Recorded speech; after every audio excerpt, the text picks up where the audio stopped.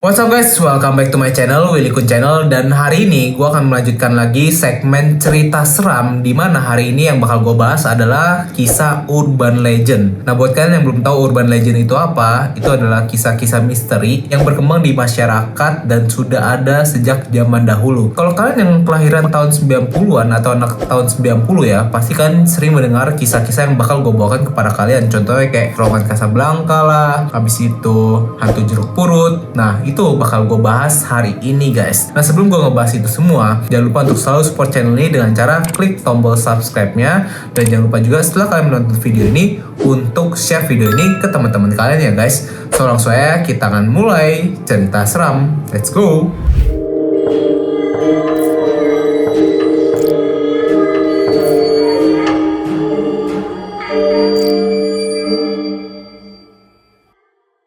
Nah, cerita seram yang pertama bakal gue bawakan kepada kalian adalah kisah mengenai Terowongan Casablanca. Nah, Terowongan Casablanca yang ada di bilangan kota Jakarta ya pastinya ya. Ini adalah terowongan yang sangat unik sekali, dimana kalau gue pribadi ngelewatin Terowongan Casablanca, memang nggak ada yang aneh sama sekali. Bahkan gue pribadi dulu pas kecil tuh ngerasa kayak Terowongan Casablanca itu panjang dan gelap. Nah berbeda kalau kalian sekarang pergi ke Terowongan Casablanca, sekarang tuh terowongan tuh kayak gue rasa terang banget karena ada lampu. Kemudian rasanya tuh kayak terowongannya pendek guys. Nah jadi memang Terowongan Casablanca itu, kalau kalian yang anak 90-an pasti kalian tahu nih kisah mengenai Terowongan Casablanca, di mana menurut kesaksian masyarakat di Terowongan Casablanca terdapat hantu perempuan berambut panjang yang menjadi penghuni dan sering mengganggu pengguna jalan di jam-jam tertentu, terutama setelah matahari terbenam. Konon katanya, jika kita membunyikan klakson sebanyak 3 kali sebelum masuk terowongan, maka pengendara tersebut akan aman dari gangguan hantu itu. Tapi jika tidak, akan terjadi hal-hal sial pada sang pengendara. Jadi memang ketika gue kecil itu, gue sering banget mendengar kisah-kisah, apalagi temen gue ya, yang pergi ke Terowongan Casablanca ini dan mengatakan kalau terowongannya itu berhantu. Dan ketika udah cerita-cerita kayak gini kan dibawa, pasti pada bilang kalau ngelewatin tempat tuh bulu kuduknya merinding gitu guys. Nah tapi pas kecil gue gak sempet ngelewatin ini, tapi gue masih ingat banget tuh, jelas di ingatan gue dulu tuh ada film tentang Terowongan Casablanca ini. Memang mitosnya itu seperti itu, kita harus klakson 3 kali dan kita aman gitu. Nah sebenarnya kalau menurut gue pribadi sih ya, kalau ngomongin tentang ke logik ya, mungkin klakson 3 kali itu biar orang yang ada di ujung terowongan tersebut tahu kalau kita mau masuk ke dalam terowongan tersebut guys. Dan dulu kan apalagi ketika penerangannya tuh nggak terlalu terang seperti sekarang ya guys ya. Itu sih menurut gue pribadi secara logik. Tapi ini memang kisah urban legend yang berkembang, dan menurut gue pribadi gue sendiri pernah mendengarnya. Nah kemudian lanjut lagi ke kisah hantu jeruk purut. Ini ada urban legend yang sangat legend sekali menurut gue pribadi guys, karena hantunya itu gue masih inget banget, hantu jeruk purut itu nggak ada kepalanya guys. Nah, tapi bagaimana, coba bakal gue bacain dulu ya menurut masyarakat. Nah buat kalian yang sering ke TPU Jeruk Purut, atau buat kalian yang nggak tahu TPU itu apa, tempat pemakaman umum Jeruk Purut guys. Nah ada hantu pastur tanpa kepala yang bergentayangan bersama dengan anjing hitamnya. Ini gue masih inget banget nih, ini kisah mengenai hantu jeruk purut tuh ada di salah satu film horor yang dulu banget, yang dunia lain ya, apa ya, yang kayak gitulah. Kayak nada gue juga berantakan ya guys. Tapi hantu jeruk purut sih setahu gue tuh dari itu guys. Nah tapi inget gak sih guys, kisah mengenai hantu jeruk purut ini nih memang meneror masyarakat, khususnya masyarakat Jakarta banget guys. Hantunya itu bentuknya pastur ya. Buat kalian yang gak tahu lagi pastur itu apa, itu bisa dibilang kayak orang yang ada di Katolik guys. Jadi dia itu kayak mengajarkan lah ajaran Katolik. Nah ini tanpa kepala dan membawa anjing hitam. Dan ketika malam kalau kalian melihat kayak gitu, ya udahlah, wassalam, pasti merinding guys. Menurut kisah yang beredar di urban legend, dulunya ia seorang pastor yang hidup di masa kolonial Belanda dan akhirnya dihabisi. Hingga kini arwahnya masih bergentayangan sambil berkeliling di kuburan pada malam hari sambil menenteng kepalanya sendiri. Menurut kepercayaan setempat, hantu pastor itu sedang mencari kuburannya yang rupanya tidak pernah ditemukan guys. Jadi dia itu jadi gentayangan mencari kuburannya dan akhirnya mengganggu orang-orang yang pergi ke sana. Tapi balik lagi ya ke kisah TPU Jeruk Purut ini, pernah kalian inget gak sih guys ketika zaman Pokemon Go ya, Pokemon yang ada di aplikasi HP, Jeruk Purut itu rupanya tempat spawn dari Pokemon Legend gitu guys. Gue masih inget banget di situ sampai orang-orang pada nongkrong di TPU Jeruk Purut. Kalau gue jadi hantu pastor ini nih, hantu Jeruk Purut kayak sekarang lu orang nggak takut sama gue malah main Pokemon. gokil sih. Tapi itulah perkembangan zaman. Gue sendiri sih belum pernah ke TPU Jeruk Purut guys. Kalau kalian pernah nggak ke TPU Jeruk Purut dan mendengar kisah horor ini? Nah kemudian lanjut lagi ke urban legend yang paling legend menurut gue, yaitu kisah mengenai Mr. Gepeng. Kisah mengenai Mr. Gepeng ini unik banget karena berkembang tuh ketika gue masih zaman SD gitu, dan gue masih inget masih ada telepon umum gitu loh. Kalau sekarang kan di Indonesia tuh udah nggak ada telepon umum yang pakai koin guys. Nah ini berkembangnya hantu Mr. Gepeng juga karena ada si telepon koin ini. Jadi konon katanya Mr. Gepeng dulunya adalah seorang pria kaya yang mengalami kecelakaan di dalam lift sehingga tubuhnya terjepit dan akhirnya gepeng, dan bisa kalian bayangin udah pasti. Nah uniknya cerita ini mengatakan ada juga yang bilang kalau si Mr. Gepeng ini adalah orang yang kaya dan akhirnya terlindas bulldozer sehingga tubuhnya ini menjadi gepeng dan tidak beraturan lagi. Tapi yang gue ingat dari kisah ini adalah si Mr. Gepeng ini harus ditelepon menggunakan angka tertentu ya. Gue lupa nih angkanya berapa. Yang pasti kalau kita telepon ke angka tersebut nanti akan ada yang menjawab dan itu adalah Mr. Gepeng. Nah kalau misalnya kita bisa menjawab apa gitu kan, si Mr. Gepeng ini kaya guys. Jadi itu membawa koper yang isinya tuh uang semua. Jadi kalau misalnya kita berhasil menjawab gitu ya, uangnya itu buat kita. Makanya banyak banget ketika anak-anak berumur kayak berapa ya, sekitar 10 sampai 13 tahun itu ngelakuin challenge ya.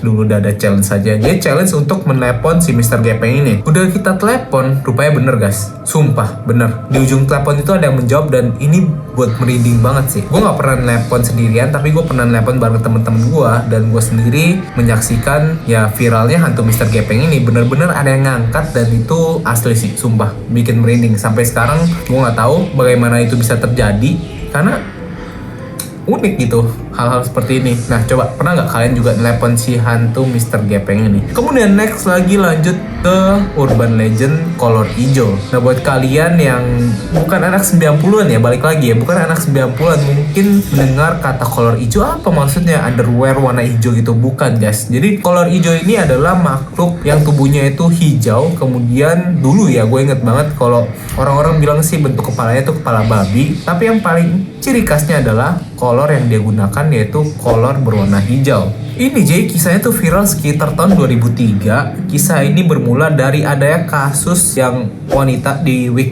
secara paksa gitu di daerah Bekasi. Kemudian menurut korbannya sendiri sih, dia mengatakan kalau pelakunya itu adalah seorang pria, ya pastilah ya, yang kepalanya itu kepala babi. Terus yang ciri khasnya tadi gue bilang kepada kalian, tubuhnya besar, terus hanya menggunakan celana dalam berwarna hijau, dan ya dia melakukan aksinya seperti itu. Sehingga pada saat itu si pelakunya ini bisa menghilang begitu aja. Banyak dari warga setempat yang mengatakan kalau ini pasti menggunakan ilmu gaib guys. Jadi waktu itu tuh gue masih ingat, masih fresh banget di kepala gue. Ketika gue SD gue tuh nggak mau banget pakai kolor berwarna hijau karena kalau kita pas SD kan kayak sering kelihatan ya di belakang kita tuh ada kolor gitu. Terus orang pada nuyuk, lu kolor hijau lu ya, lu pasti lagi ilmu gelap lu ya, kolor hijau lu. Dia tuh sumpah guys, tuh malu banget. Gue nggak mau ada pakai kolor hijau ketika gue pergi ke sekolah deh pokoknya gue menghindari itu. Tapi ini memang urban legend yang sampai sekarang sih belum bisa dipecahkan ya guys ya. Ada yang bilang ya ini seseorang yang lagi mempertajam ilmu hitamnya. Ada yang bilang juga ya ini mungkin halusinasi dari si korban, kalau pelakunya sebenarnya manusia biasa tapi kabur, tapi ya dikait-kaitkan dengan hal gaib seperti ini. Sampai sekarang kasusnya belum bisa dipecahkan, dan si kolor hijaunya itu sama seperti babi ngepet yang sempat viral ya di daerah Depok waktu itu. Bilang oh nih babi ngepet nih, rupanya bukan. Tapi belum ada buktinya sampai sekarang ini benar apa enggak guys. Gimana menurut kalian? Apakah babi ngepet ini babi ngepet kan, jadi apakah kolor hijau ini beneran hantu kolor hijau? Nah next gue bakal lanjut lagi ke kisah urban legend. Oh my god, ini legit sih guys, ini legit Ini bener-bener urban legend banget, yaitu Suster Ngesot guys. Ini gue masih inget banget juga, balik lagi ketika zaman gue SD. Gue nggak tahu kenapa tuh banyak banget urban legend yang berkembang di kota Jakarta ya khususnya ya. Dan mungkin karena ada bantuan film-film horor juga ya guys ya. Karena gue masih inget banget loh, Suster Ngesot itu mungkin bermula dari mau diviralin film Suster Ngesot. Jadi bentuknya itu ya bentuknya suster, abis itu jalannya juga ngesot dan ada di rumah sakit. Dan balik lagi nih, sumpah ini ke film yang dulu yang gue pernah nonton. Kalau ini hantunya sih horor banget guys. Jadi kita lagi pergi ke rumah sakit dan nanti muncul gitu. Nah tapi kita coba baca dulu apa sih menurut masyarakat kisah mengenai Suster Ngesot ini. Nah, kisah ini berasal dari salah satu rumah sakit di Bilangan, Jakarta. Dan rumah sakitnya adalah rumah sakit besar yang sudah tua. Diceritakan pada saat itu ada seorang suster yang meninggal secara tidak wajar karena diwig-wig secara paksa lagi oleh seorang dokter yang bekerja di situ. Kabarnya kakinya dipisahkan dengan tubuhnya dan dikubur di ruang laboratorium. Namun, beberapa cerita menyebutkan bahwa Suster Ngesot berasal dari sebuah panti jompo di Jawa Barat yang memiliki ilmu hitam. Jadi si susternya ini kayak menganiaya orang yang tinggal di panti jompo tersebut guys, sehingga orang-orang tuh pada kesel dan pengen menghabisi si suster nih. Akhirnya si susternya ini dihakimi secara tidak hukum gitulah. Kemudian akhirnya kakinya ini dipukuli dan dibuat remuk, dan pada akhirnya si susternya ini meninggoy. Nah, dan akhirnya jadilah si hantu Suster Ngesot ini. Penampakannya tuh sangat seram sekali yang tadi gue bilang ya guys ya. Jadi di ruangan kayak kalau malam-malam gitu kan, yang pernah pergi ke rumah sakit kan pasti gelap banget, kayak nggak ada siapa-siapa. Bahkan orang-orang kalau udah tidur tuh udah hening banget tuh suasana rumah sakit. Terus kalian mikir, kalau kalian pernah gak sih ke rumah sakit tuh kayak pikir, ini kamar apa ya? Jangan-jangan kamar kalian tahu kan, kamar kayak kamar gitu. Jadi kita merinding gitu guys. Gua sih kalau ketemu Suster Ngesot, dia ngesot sih guys, tapi dia tuh bisa ngebling kemana-mana guys. Jadi, jangan ketemu hantu Suster Ngesot guys, parah. Next kita bakal lanjut lagi ke hantu yang mungkin sampai sekarang orang-orang yang masih muda juga tahu nih, karena kisahnya ini masih berkembang sampai sekarang ya, nggak kayak hantu-hantu yang tadi gue sebutkan kepada kalian, yaitu kisah mengenai Nyi Roro Kidul.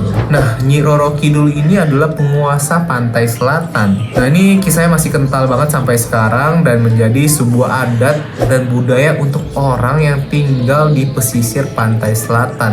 Nah, pantai selatan itu di mana? Ya di sebelah sini guys. Dia pantai selatan nih, deretannya di sebelah sini ya guys, bisa kalian perhatikan. Uniknya, sosok Nyi Roro Kidul itu ada di sebuah kamar, yaitu kamar Ina Samudra dengan nomor kamar 308. Jadi kalau kalian memperhatikan kamar yang ada di Ina Samudra ini, semua kamarnya itu dihiasi dengan barang-barang kesukaan dari Nyi Roro Kidul ini. Dan ciri khasnya itu memang berwarna hijau guys. Konon katanya ada larangan kalau kalian sedang berkunjung di daerah pantai selatan, kalian itu tidak boleh sekali menggunakan pakaian berwarna hijau, karena ini adalah warna kesukaan dari si Nyi Roro Kidul. Kalau kalian sampai berani ke pantai selatan dan kalian menggunakan pakaian hijau tersebut, kalian itu akan diseret dan masuk ke dalam pantai, yang nantinya kalian akan menjadi budak dari si Nyi Roro Kidul ini. Bahkan konon katanya juga ya, sosok dari Nyi Roro Kidul ini juga dekat dengan sosok presiden pertama kita, yaitu sosok Soekarno, yang katanya sih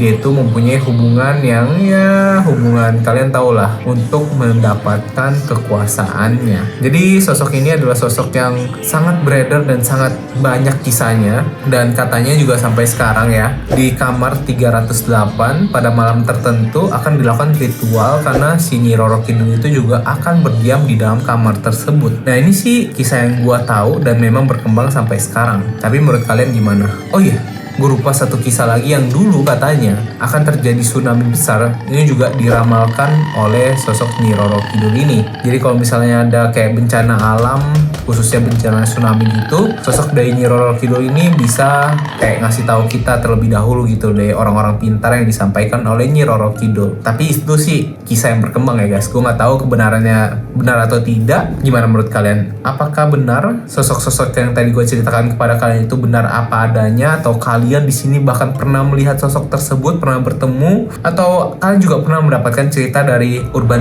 legend ini guys. Coba tinggal pendapat kalian di kolom komentar ya guys. Nah itu dia konten hari ini guys mengenai urban legend yang berkembang di Indonesia, khususnya kepada kalian anak tahun 90-an pasti kalian tahu dan kalian pernah kayak memori dulu ingat kisah-kisah ini guys. Jadi kayak nostalgia balik gitu kan. Kisahnya memang horor tapi ini salah satu kisah yang ada ketika masa kita kecil ya guys ya. Jadi kayak horor nggak horor gitu loh guys. Bener gak sih? Nggak tahu lah ya. Tapi ini dia konten hari ini guys. Thank you for watching this video dan inilah saatnya guys buat kalian untuk support channel ini dengan cara klik tombol subscribe-nya dan share video ini ke teman-teman kalian. So itu dia video hari ini guys. See you guys in the next video, di the next cerita seram. Ciao.